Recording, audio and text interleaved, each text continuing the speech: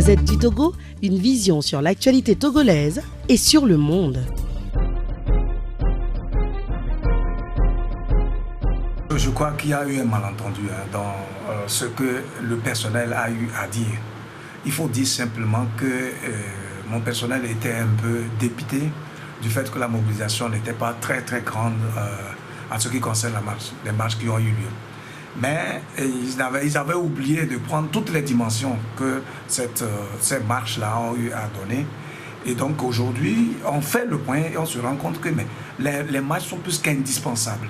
Et je tenais à dire que vraiment, le personnel, après ma réunion avec l'ensemble des employés du groupe Sud Média, est plus que jamais mobilisé pour soutenir toutes les actions légales qui visent, bien sûr, à restituer le groupe Sud Média dans ses droits.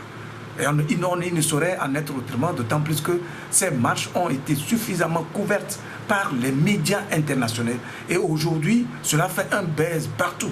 Il a fallu donc ces genres de manifestations-là pour que notre cause soit entendue de par le monde.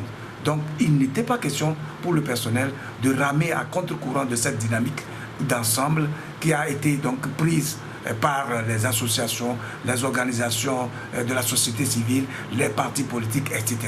Et c'est d'ailleurs l'occasion pour le groupe Sud Média et par ma voix de remercier tous ceux-là qui se sont mobilisés autour de cette cause-là et pour que vraiment nous puissions rentrer dans nos droits.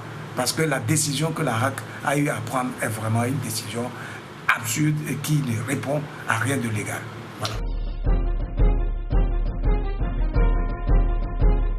Oui, la RAC est en train de soutenir aujourd'hui qu'au fait, elle n'a pas pris une décision de retrait de fréquences. Sinon, elle n'a pas retiré les fréquences. Mais ce qui est faux, ce qui est véritablement faux, parce que les décisions que j'ai reçues de la RAC portent retrait des fréquences. C'est d'ailleurs pour ça que nous contestons la légalité de ces décisions-là, parce que la RAC en rien n'est habilitée à prendre une décision pareille. Il appartient exclusivement à l'autorité de réglementation des secteurs de poste et de communication de prendre ces genres de décisions. La RAC n'a pas cette compétence et c'est pour ça que nous avons toujours protesté et ils ont semblé dire que nous n'avions pas raison. Si aujourd'hui ils ont commencé à marcher à reculons pour dire que en fait leur décision n'est qu'une décision administrative et même d'ailleurs illégale du fait qu'elle ne comporte que la seule signature du président de la haute autorité de l'audiovisuel de la communication. J'entends même une polémique autour où on sort un procès verbal du 18 janvier. Mais écoutez, la décision que nous avons reçue date du 6 février. À la date du 6 février, qui sont ceux qui ont siégé? Quelle plénière a eu lieu le 6 février? Comment a-t-on délibéré pour donner cette décision-là au groupe Sud Média? C'est de ça qu'il est question. Le droit, ce n'est pas du charlatanisme, c'est une science. Alors s'il y a un procès verbal, il ne peut dater que de la date du jour où la décision a été signée. Et la décision est signée le 6 février. Donc, elle dit clairement qu'elle porte retrait des fréquences au groupe Sud Média, notamment à LCF et à City FM. Qu'aujourd'hui, les membres de la haute autorité de l'audiovisuel et de la communication nient ce fait. C'est déjà un signe qu'ils ont compris, qu'ils ont déjà commencé à comprendre qu'ils n'étaient pas dans leurs droits et qu'ils se sont littéralement égarés. En l'état actuel des choses, il n'est pas question pour le groupe Sud Média de faire un nouveau dossier. Pour la simple raison que le dossier que la RAC est en train de nous demander, c'est un dossier pour demander des fréquences. Il n'y a pas eu appel d'offres. Ce n'est que par appel d'offres qu'on souscrit pour avoir des fréquences. À partir du moment où il n'y a pas d'appel d'offres, à partir du moment où nous disposons déjà de nos fréquences, que nous avons acquises de façon régulière, ça je le précise encore une fois, depuis 2007, il n'est pas question que nous constituions un nouveau dossier. Mais si la RAC me dit que les dossiers qu'elle a à son niveau ne sont pas complets et que je me dois de les compléter par d'autres pièces, c'est avec beaucoup de plaisir et de loisir que je le ferai. Mais si la RAC me demande de faire de nouveaux dossiers pour demander des fréquences, ce n'est pas possible. Il y a un piège grave là-dessus parce qu'il n'y a pas d'appel d'offres et je n'ai pas besoin de souscrire à un quelconque appel d'offres pour avoir des fréquences parce que je les ai déjà. Il faut que ça soit clair dans la mentalité de chacun de nous parce que la RAC est en train de distiller des informations qui ne sont plus vraies. C'est des contre-vérités. Parce qu'elle sait très bien qu'à partir du moment où elle n'a pas lancé un appel d'offres, elle ne peut pas demander qu'on dépose un dossier pour demander des fréquences. Elle n'a qu'à me demander simplement de reconduire soit mon dossier de 2015, soit celui de 2012, ou de compléter. Et j'ai toujours complété parce que quand le président m'a envoyé le courrier le 19 janvier pour me faire part de ce qu'ils n'ont pas trouvé les traces de mon dossier, je lui ai répondu le 25 janvier avec toutes les pièces des traces du dossier de 2007. Et les reçus, on les a publiés partout. Et la lettre même que la RAC a eu à écrire à l'ARTP pour demander l'assignation des fréquences, mais ça, tout ça a été publié. Et lorsque l'ARTP a réagi en nous assignant les fréquences et en leur transmettant justement ces fréquences-là, mais le courrier est là.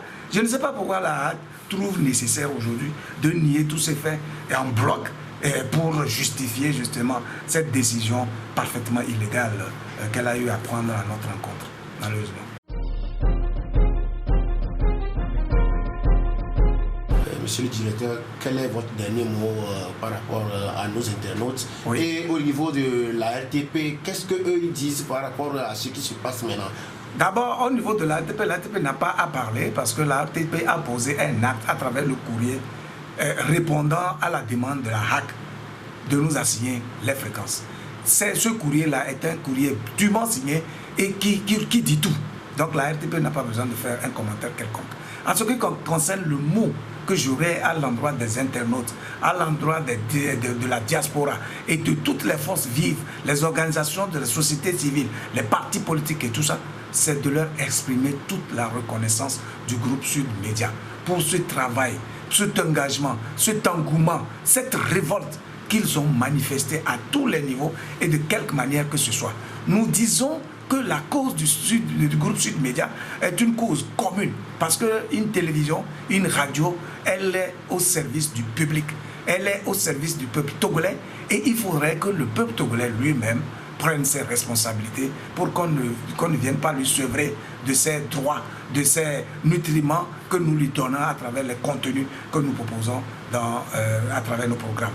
Donc je voudrais vraiment leur exprimer ma reconnaissance et la reconnaissance du groupe Sud Média, les remercier pour cet engagement et leur dire de rester toujours mobilisés de cette manière-là pour que nous tous, nous puissions gagner ce combat parce que nous aspirons tous à avoir des institutions fortes qui n'appliquent que la loi parce que nous devons tous être égaux devant cette loi-là.